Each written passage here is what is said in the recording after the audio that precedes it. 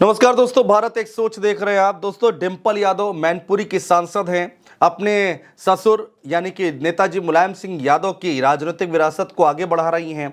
ये मैनपुरी सीट जो कि नेताजी मुलायम सिंह यादव यहां से चुनाव लड़ते आए हैं, जीतते आए हैं, और अब उनके जाने के बाद जब उपचुनाव हुआ तब भी डिंपल यादव ने चुनाव लड़ा। उसके बाद 24 का चुनाव लड़ा और जीत कर आई।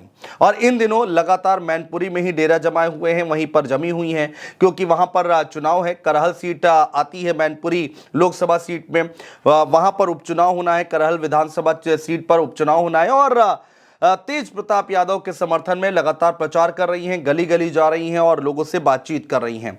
बड़ी सभाएं भी हो रही हैं, नुक्कड़ सभाएं भी हो रही हैं, और जो घर हैं घरों में भी दरवाजे दरवाजे भी जा रही हैं। डिंपल यादव लगातार प्रचार प्रसार कर रही हैं। मीडिया से बात करते हुए भारतीय जनता पार्टी को जमकर घेरने की कोशिश की है डिंपल यादव ने। दोस्तों, क्या कुछ कहा वो हम आपको बताने जा रहे हैं। डिंपल यादव ने बड़ा बयान जारी किया है दोस्तों, और कहा है कि सुप्रीम कोर्ट का जो फैसला आया है वो सर्वमान्य है। सुप्रीम कोर्ट ने मदरसे को लेकर यूपी सरकार को एक बड़ा झटका दिया है दोस्तों। उसी पर उन्होंने कहा कि जो फैसला आया है वो सर्वमान्य है।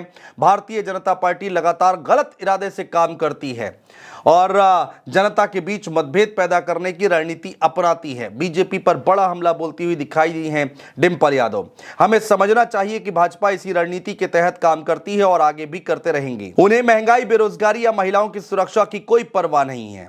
मैनपुरी सांसद डिंपल यादव ने सपा प्रत्याशी तेज प्रताप यादव के समर्थन में नुक्कड़ सभा भी की है दोस्तों, वोट की अपील भी की है।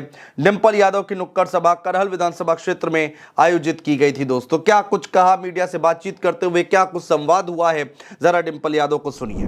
यूपी में मदरसों को लेकर चीफ जस्टिस का फैसला आया है, किस तरीके से देखती हैं इसे?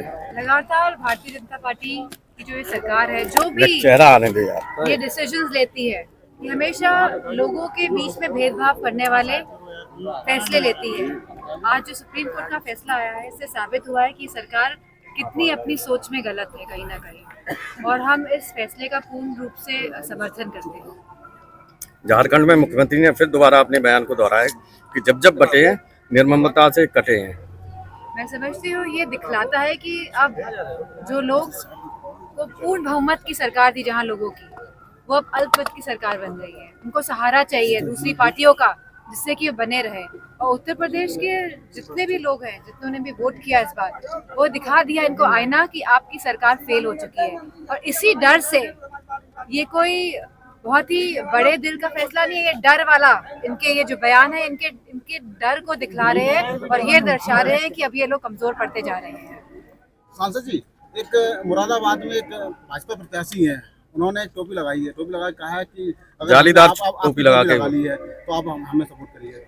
ये बहुत ही चतुर किस्म के लोग हैं, जहाँ ये मैसेज जनता में दे रहे हैं कि बटना चाहिए, बटना नहीं चाहिए, या अलग अलग गलत भाषाओं का प्रयोग कर रहे हैं। वही अपने फायदे के लिए ये लोग कुछ भी कर सकते हैं। तो हमको ये समझना होगा, और प्रदेश को और सभी वर्ग के लोगों को समझना होगा कि ये सरकारें जहाँ 10 साल केंद्र और राज्य सरकार का गुजर चुका है, जहाँ कोई भी असमंजस, कोई भी तालमेल नहीं है केंद्र और राज्य की सरकार में, और जहाँ राज्य का बहुत बड़ा नुकसान हो रहा है, जहाँ राज्य की संख्या बहुत बड़ी है, उत्तर प्रदेश की संख्या जो है बहुत बड़ी है, और जहाँ युवाओं की जो बढ़ती बेरोजगारी है, जो महिलाओं की सुरक्षा है, जहाँ हमारे किसानों का सवाल है, जहाँ हमारे जवानों का सवाल है, तो लगातार पूरी तरह से ये फेल हुई सरकार है।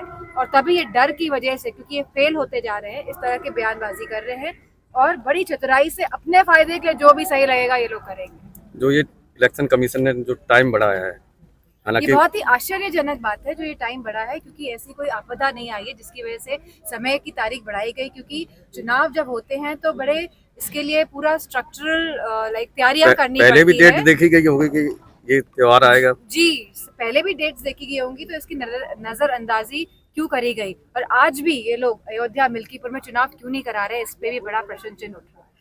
मैडम, अखिलेश जी के एक जनसभा में जो विधायक थे उनके धर्मेंद्र प्रधान, अतुल प्रधान, उनको एसीबी प्रोटोकॉल ने मंच पे नहीं जाने दिया, जिससे काफी कहा सुनी हुई। उसके बाद वो बड़ी मुश्किल से मंच पर जा पाए।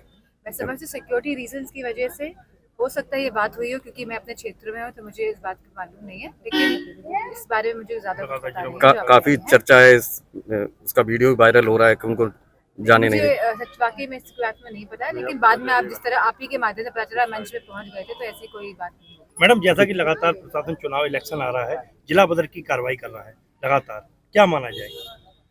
लगातार हम देख रहे हैं कि उत्तर प्रदेश सरकार हमेशा शासन और प्रशासन के माध्यम से ही चुनाव लड़ती आ रही है, और जो ये जीत की संख्या जो बहुत कम होती है, ये हमें समझना होगा कि शासन और प्रशासन का साथ रहता है। लेकिन इसके बावजूद भी जो रिजल्ट्स रहे हैं उत्तर प्रदेश के, उन्होंने हर तरह के इस तरह के हथकंडे को फेल करने का कार्य किया है। और आने वाले चुनावों में आप देखेंगे किस तरह सभी समाज और सभी वर्ग के लोग इस प्रदेश की भलाई के लिए आगे बढ़ के निकलेंगे।